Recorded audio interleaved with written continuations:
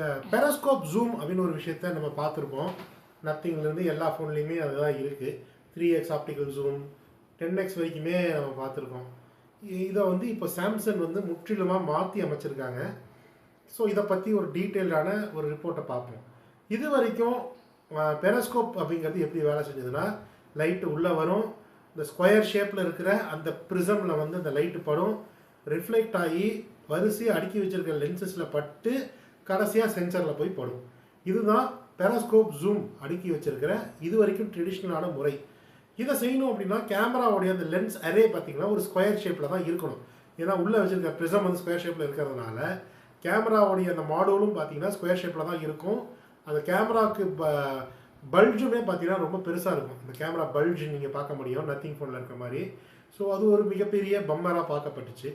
So இப்போ Samsung என்ன பண்ணியிருக்காங்கன்னா, இந்த லென்சஸ் எல்லாத்தையுமே அந்த ப்ரிசமோடைய பக்கத்தில் வைக்காமல் ப்ரிசம் மேலேயே சைன்னு அடுக்கி வச்சிட்டான். ஸோ இதனால் என்ன ஆகுது அப்படின்னா, அதிகமாக ஸ்பேஸ் எடுக்கிற அந்த ஸ்கொயர் ஷேப் மாடியூல் வந்து இப்போ சர்க்கிளாக மாறிடுச்சு. ஆனால் உயரம் அதிகமாக இருக்குது.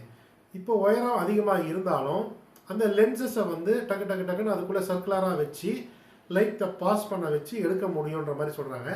இப்படி செய்யறதின் மூலியமாக ஆப்பர்ச்சரையும் ரொம்ப வைடாக வைக்க முடியும் அப்படின்ற மாதிரியும் சொல்கிறாங்க. ஸோ ரொம்பவே நல்ல விஷயம், குவாலிட்டியுமே இம்ப்ரூவ் ஆகுன்ற மாதிரி சொல்கிறாங்க.